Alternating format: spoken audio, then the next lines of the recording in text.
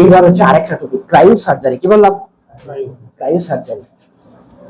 আচ্ছা, তা আমরা এইখান থেকে একটু ফিরে ফিরে আবার অন্য অন্য পাওয়ার পয়েন্ট আছে, এগুলা তো তোমরা জানো।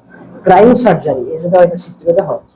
আচ্ছা, এই যে দেখছো, এই যে একটা আচিল, হ্যাঁ, তারপরে পায়ের মধ্যে কোনো অপারেশন করা লাগে, এই যে অপারেশন করতেছে, এই যে যন্ত্রটা দেখছো, এইটা তারা এইটা দিয়ে একদম তরল, মানে একদম অনেক তাপমাত্রা, নিম্ন তাপমাত্রা, বরফের চাইতে ঠান্ডা, কি বললাম, বরফের চাইতে ঠান্ডা জিনিস ইনজেকশনটা দেয়, তাহলে ওই জায়গার আশেপাশের কোষগুলা মারা যায়।